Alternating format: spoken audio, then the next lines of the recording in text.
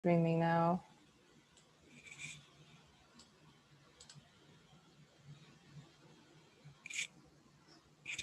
I think we're almost live. Yeah, we are. Okay, awesome. Okay, hello everyone. I hope this can distract you from the election or whatever that's going on in the rest of the world for at least an hour or so. So, one second.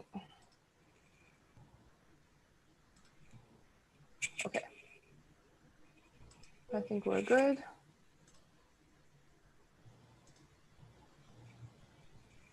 Okay, so today we're going to be talking about functions relations and a little bit of probability to prepare for the next quiz on Tuesday, I think. Okay. So we have the first problem. Draw the one set arrow diagram for the following relation. Domain and codomain are both the set A. And the rule is x, y is an R means that the number x plus y leaves a remainder of 0 or 4 on division by 7. So I'm just going to write out the domain and codomain first. 1, 2, 3, 4, 5, 6. Okay, so where do we start?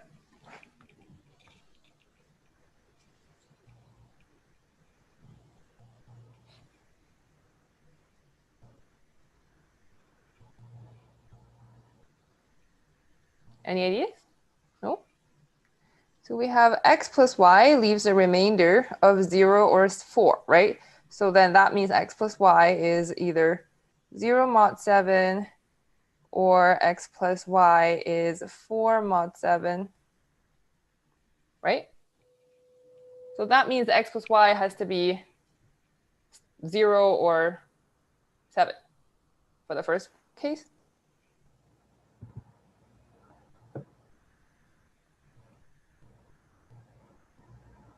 So for case 1, we have x plus y is 0. X plus y is 7, right? Do we have more? Can we have x plus y is equal to 14?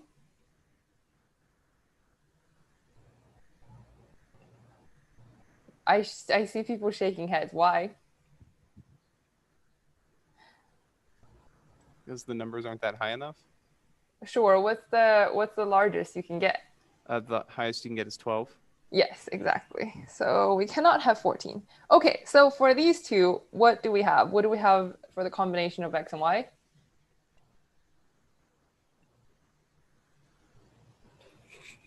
So x plus y is 0. There's only 1, right? Which is 0, 0.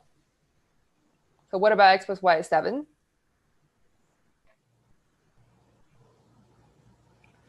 We have 1, 6. 3, 4. 3, 4, yep. And then? 2, 5. Yep. And then we have the reverse. So 1, 6. So we have 6, 1, 4, 3, and 5, 2. Right? Okay, so let's draw these. 0, 0 goes like this, right? 1, 6 and 6, 1. I'm just going to draw one arrow for both. You can also draw 2 if you want. So 1 for each direction. And 3, 4. Look like this. 2, 5. Okay, that's all of them. And then for case 2, we have x plus y is equal to 4, right? That's the first one. And then x plus y is equal to what? What's the next one? It's another 4 mod 7. 11? Yes, 11. Exactly. So we have 11. Okay, so for 4, we're going to have 1, 3, right? For the first one. And the next one, we have 2, 2. Yep, 2, 2, and then 3, 1. What about 11?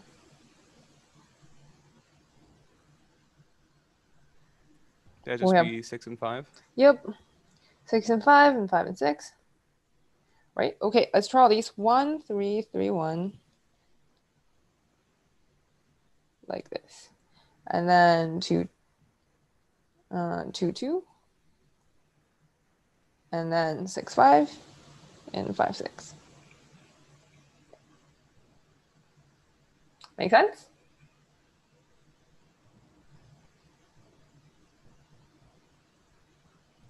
Any questions about this?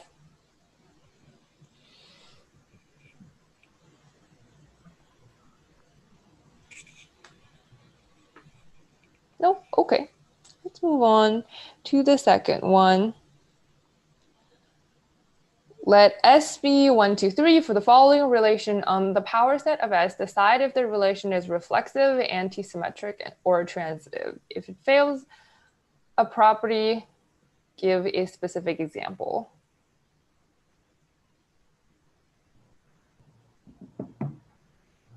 Wait, someone asked, is from the previous question, isn't 4 also right? You mean, oh yes, that is true. Yes, we missed that one. So, yep, 4, 0, and 0, 4.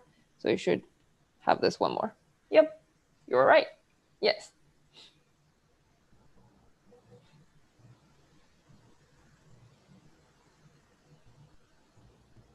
Okay, for this one, I'm gonna put you guys in the breakout room and then you can think about it for like 2 minutes.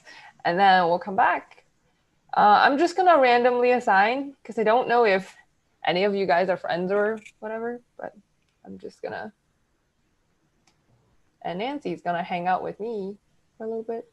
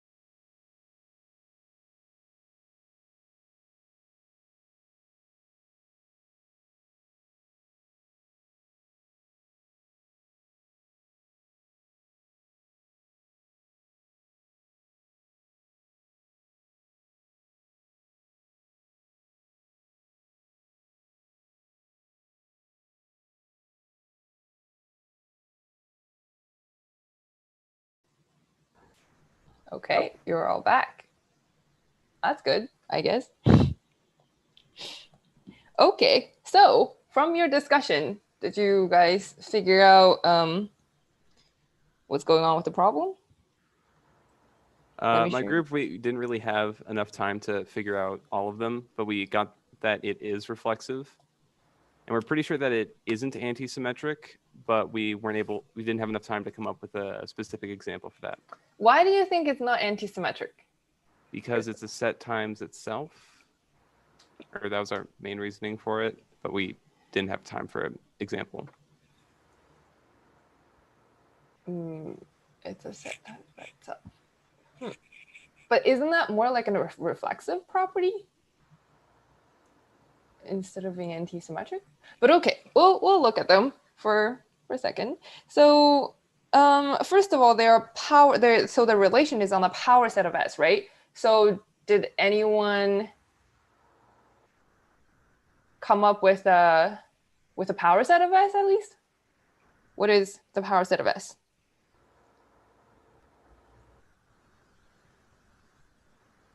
S is 1, 2, 3. So what is the power set of S? 0, well, the empty set, then 1, 2, 3. Then we have 1, 2, 1, 3, 2, 3, and 1, 2, 3. Yep. Easy enough. All right, so we have this. So we're going to have basically a Cartesian product of the power set, right, with itself. So now, and then the rule is that A intersect B has to be the empty set, right? So then that means, so like, let's write kind of like an example. Can this be in R?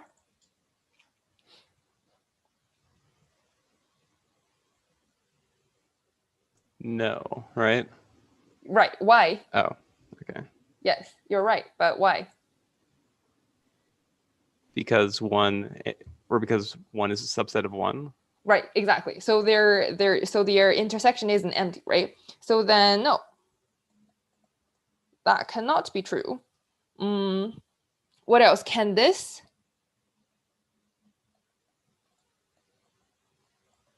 be in R?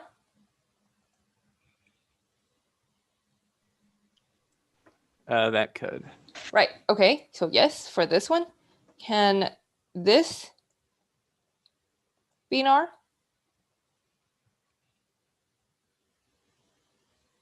Yes. Yes. Okay. All right. So that basically already answered the first two questions, right? Is it reflexive or anti-symmetric?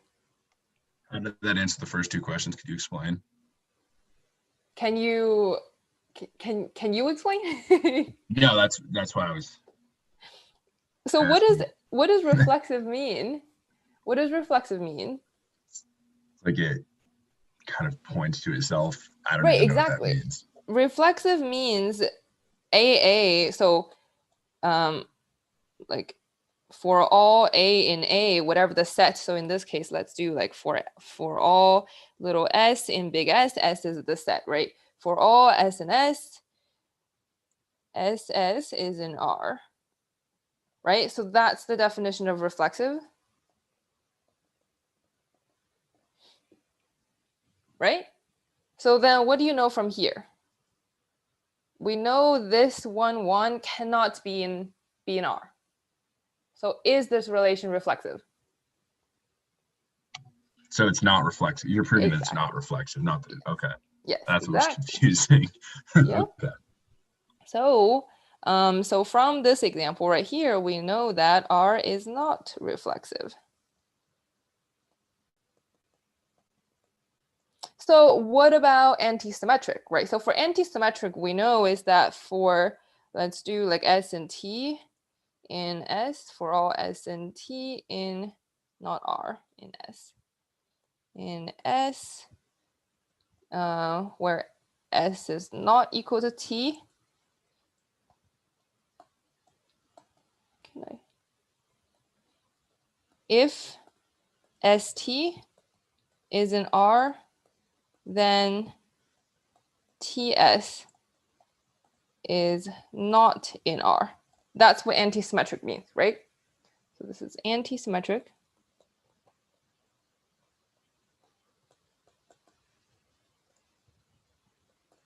So from here, these two that you just answered me, if they could be in R, do you think R is antisymmetric?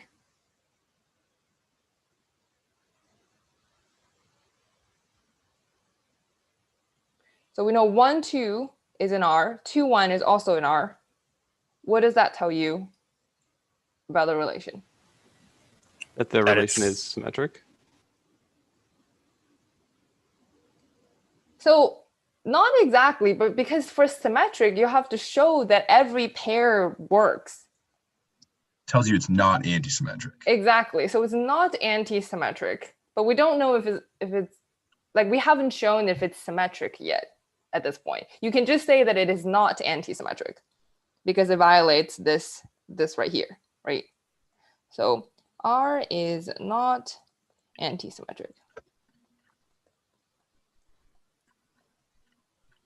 How do you spell symmetric? Okay. All right, so we have the last question left. Is this thing transitive, right? So then, based on what we wrote here with the antisymmetric example, we have 1, 2, and 2, 1, right? We know these two are in R.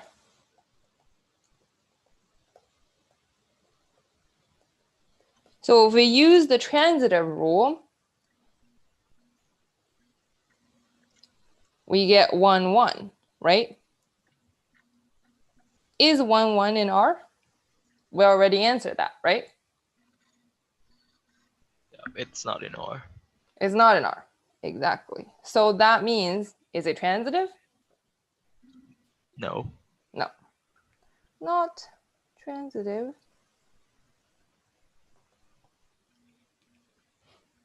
So if you want a kind of like a better, not a better, but like another type of example for transitive, you can also think of something that's like, you know, just based on the power set, the list of elements in the power set, you can think of something like 1, let me think, 1, something like 2, 3 is in R.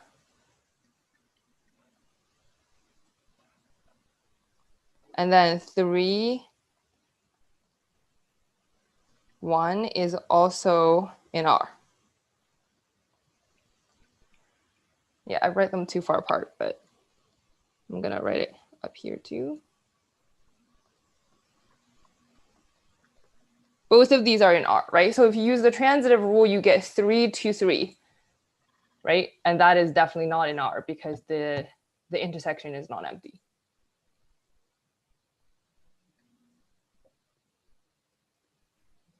Any questions about this?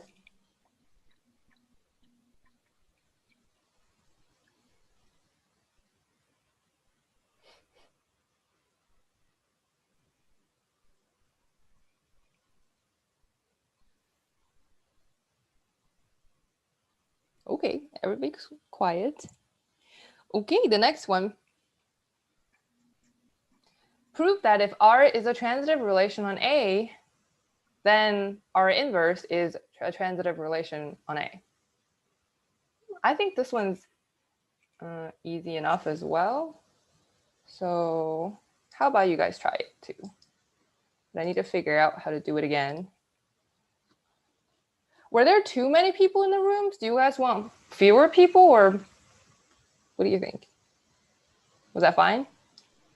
It's fine. We still have a lot of time. I think it was fine. Okay. Okay. Yeah. Unfortunately, just talk to each other for a little bit, you know, have some human interaction. Okay, here we go.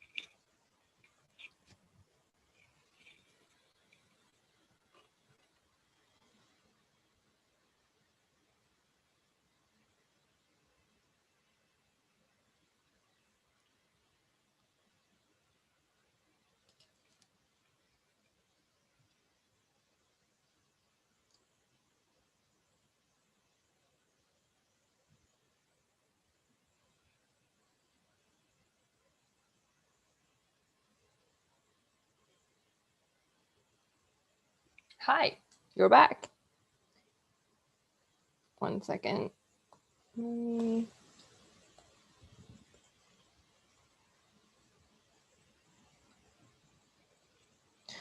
So someone was asking so before we move on to this one, there was a question asking, I thought the entire element had to be the same. Why are 2, 3, 3 valid for our transitive rule? What do you mean by that? Can Preston explain? Yeah, can you hear me? Yes. So on the thing, you're saying that if 1 and 2, 3 are both in R, and then if 3, 1 are in R, that is transitive, right? Is So that if what you're saying? So transitive, so I mean that this is basically, so 3, 1 is basically AB, and then 1, 2, 3 is basically BC. Okay, no, I was misunderstanding a little bit. I see what you're saying. Yeah, so then 3, so we have basically 3, 2, 3, right? Which share an element. Okay. Right, which does not. Okay, thank you. Yep, no problem. Okay, can anyone volunteer to solve this problem? Or at least start? So I started by just writing out the definition of transitive for R, where if you have AB and BC, you have AC. Right, okay, so then that's what we know, right? Mm-hmm. So we know that A, B, BC in R, then AC is in R, right? So that's what transitive is. Right. And then my next step was to write the inverse of those. So in R inverse, you'd have BA, CB, and CA. Right, okay. So these are in R inverse. And if you swap the order of those points, you can get CB, BA, and CA in R inverse, which is a definition of transitive. Right, exactly. So that's kind of what you would, but that's not very formal proof, right? So that is what you would kind of intuitively think. And that is correct. But how do we write this in a formal way? So what we're going to do is we're going to start with, let's actually just use what we have so far. So we're going to start with elements in this, right? And then we're going to prove that it is transitive. So how do we do that? Let CB, BA be in R inverse. And then we want to show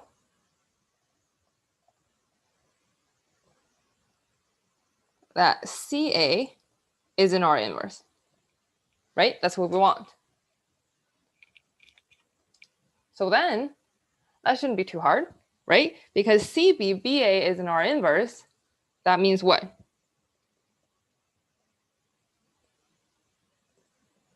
BC, AB is in R, right? We're just going backwards from here to here.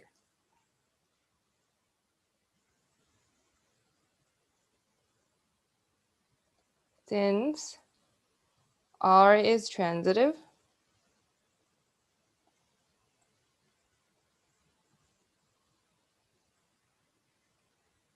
if R is transitive, what happens? We have BC and AB both in R.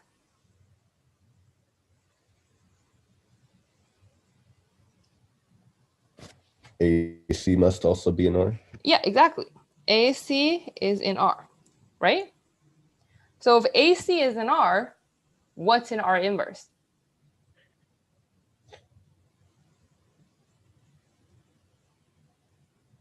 CA. Exactly. So you can say follows that CA is in R inverse, which is exactly what we wanted, right? We wanted this. We wanted to show it, and we did. Therefore, Isn't it the same because we just wrote up there that CA is in R inverse?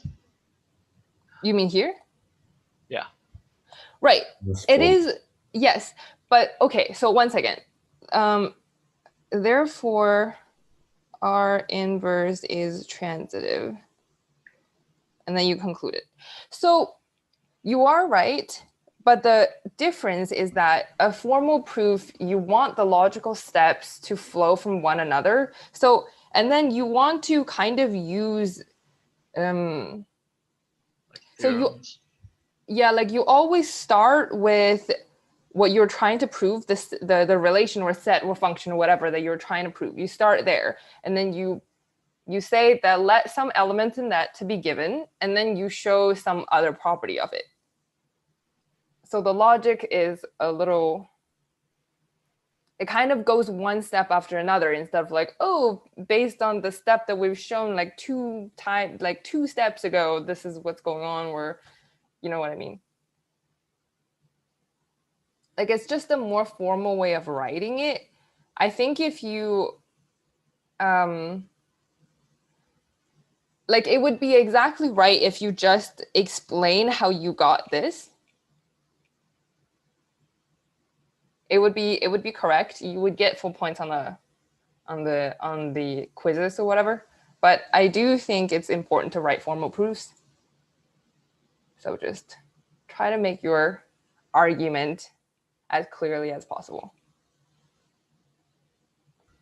Yeah, that makes sense. Thank you. No problem. Any questions about this? It's an easy enough problem, right?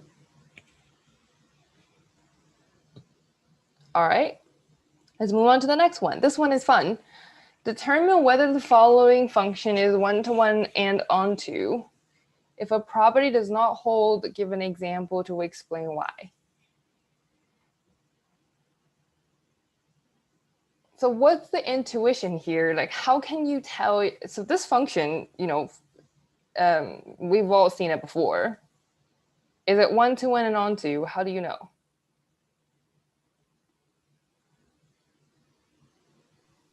It is one-to-one if an element in domain only maps to one other element in codomain.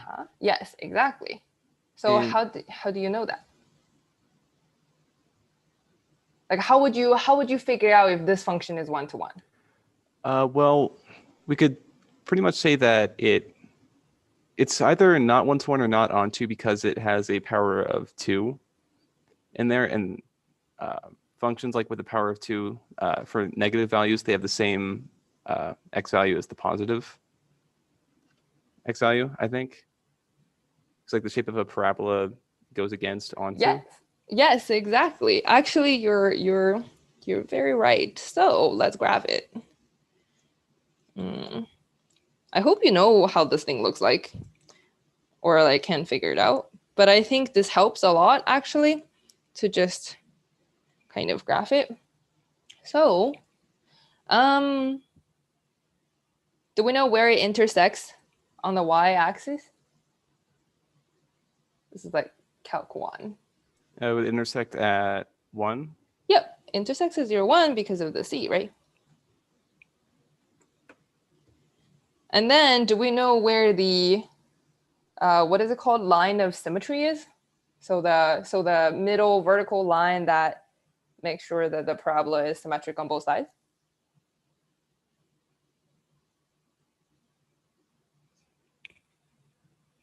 So line of symmetry is something like -2b over 2a, I think. So that would be 4 over -2, so -2. So that's -2. So that is a line of symmetry. Do we know what the vertex is? So the vertex of the parabola is something like, I think, 4ac minus b squared over 2a, I think. No, 4a.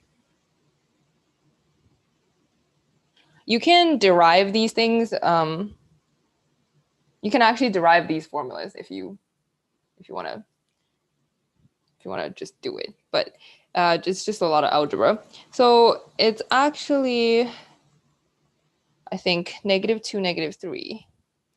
So -2, 3.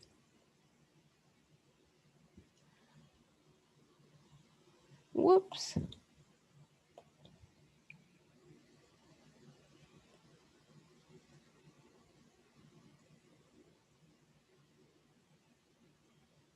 Not very good at drawing parabolas, but anyways. So this is what it looks like.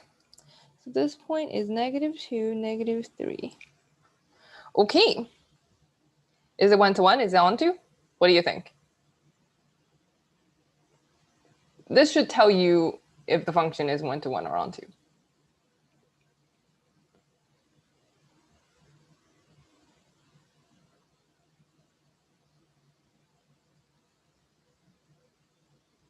No? So 1 to 1 means that every x value should correspond to a different y, right? Every different x value should correspond to a different y. So, I mean, simple, right? We draw a line like this. Wherever that is, you can clearly see that there's 2 x's down here, right? With the same y.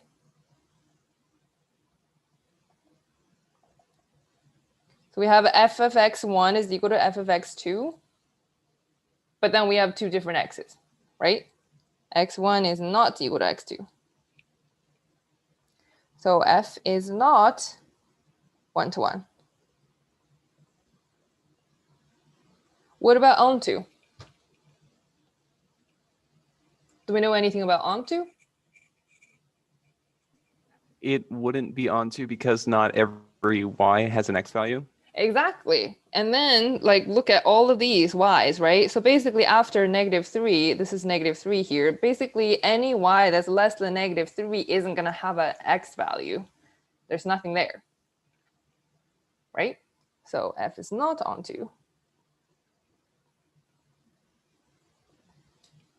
Okay, so how do we give an example, right? So this is actually pretty simple as well with because we already have the graph. So you know that the parabola is symmetric across this x is equal to -2, right? Across this line of symmetry.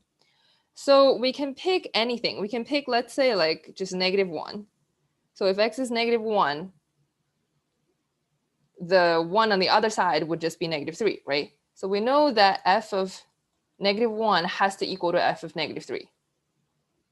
So you can actually compute the value, which is -2, I think.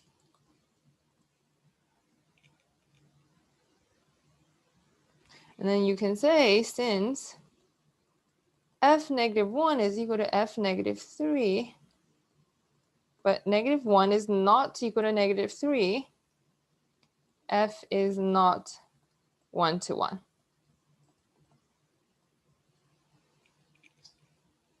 And then onto, you can do something, you can just pick a y that is less than -3. So let's say we pick -4. So that means x squared plus 4x plus 1 is equal to -4. Can we solve this? X squared plus 4x plus 5 is equal to 0, right? And then we're just going to use the quadratic formula, which is 2 -4. What's inside? 16 minus 4 times 5, right? So we get, I think, -2 plus minus, so that's -4 inside 2i. Yeah, you actually, okay. Do you know how I got there? No? Okay. But basically you get something that looks like this, right?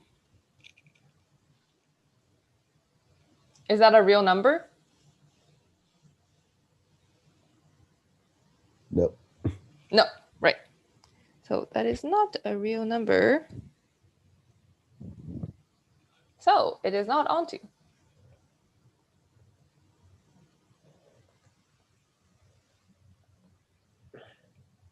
Any questions about this? Does this make sense? Where did you get the -4 for the x squared plus 4x plus 1? Oh, right. Okay. It doesn't have to be -4. You can, so you mean this, right? Yeah. Right. So it doesn't have to be -4. It's just that this parabola, the vertex of the parabola, so the minimum point of the parabola is -3, right? The minimum y. Mm-hmm. So anything less than -3, you don't have an x corresponding to that y, right? So you can see like, right. So you can pick anything. You can pick -5, negative whatever, 100. It's just that I picked -4, and then you just have to show whatever you solved is not a real number. That means the function is not onto. Thank you. Hope that makes sense. Yep. Okay. Okay, no questions. I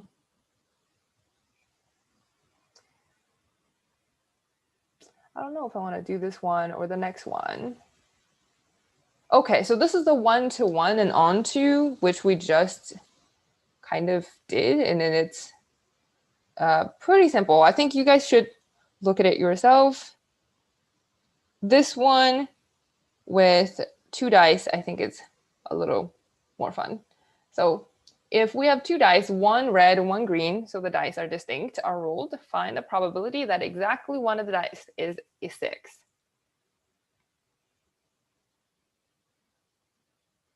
Any ideas how to do this?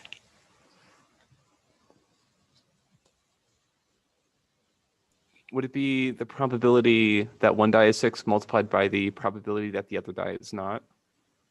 Exactly. Yes, that is true. But there are two. Yes, that is very true. So, okay. So let's start with, let S be all possible combinations.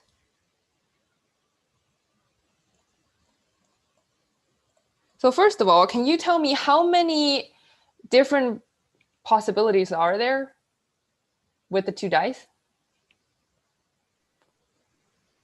36. Yes, exactly. How did you get that? It's 6 squared. Yes. So n of s is 6 squared, right? So this is an ordered list with length 2, and each one has 6 options. So with 6 squared, we have 36 options. Okay, and let E be the event that one of the dice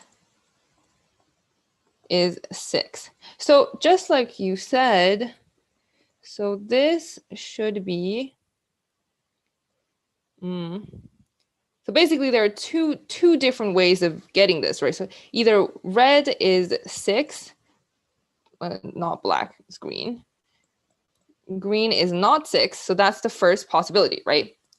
And then the other one is green is 6, red is not 6. Does that make sense? So that's how you get exactly 1 to be 6.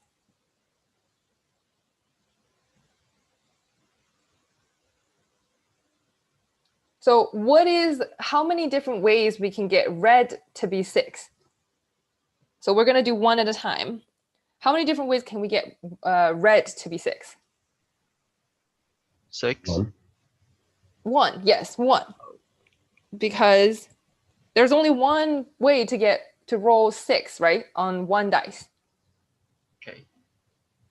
So basically it's like 1 choose 1 times how many different ways can you get green to be not 6? So the rest. 5. Yes, 5. 5 choose 1. Right? And then it's the same thing on the other side, right?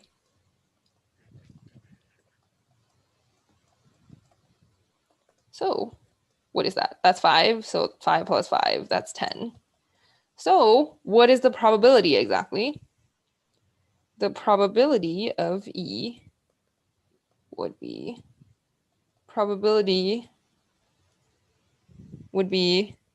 n of E over n of S. So 10 over 36, which is 5 over 18.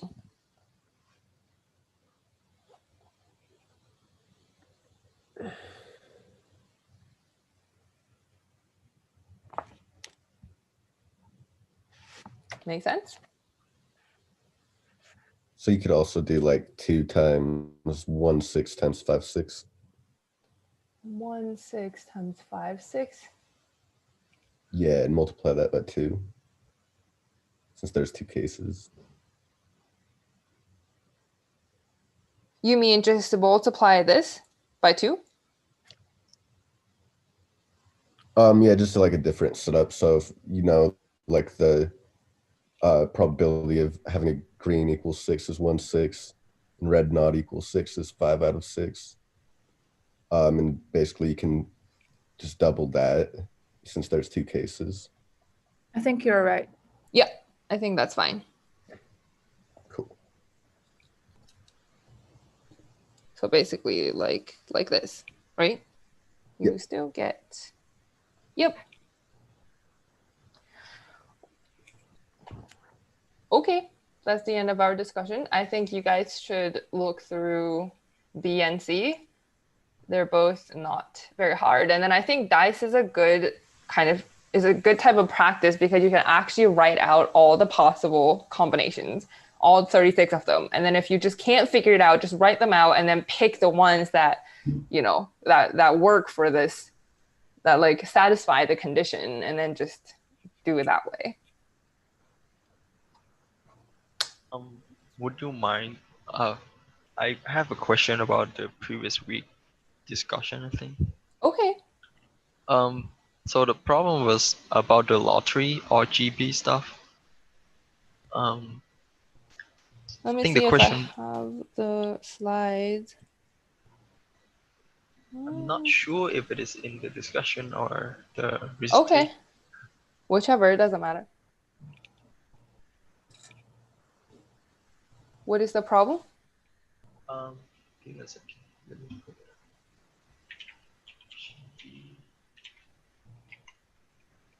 up. So it's saying you're playing a lottery where the tickets have 7 ordered boxes. Each box can be any of the 3 colors: red, green, blue. Then it is asking how many possible tickets are there. So I tried to figure it out. I think he didn't give us answers, but so I got 3 times 3 times 3 7 times. Is that right? Like yeah. Yeah, so that's 3 to the 7th, right? So this is the same problem as the one that we just did. So this is an ordered list, right? Ordered list, and the length is 7. And then there are 3 options for each box, right? Yeah. Right, so then it's just 3 to the 7.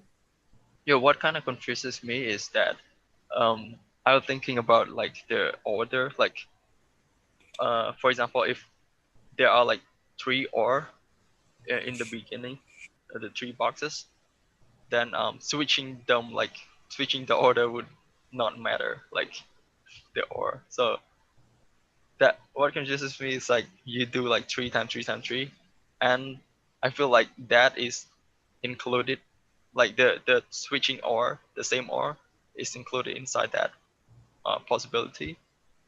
What do you mean that, what, like, can you give an example of different orders but the same, but they're the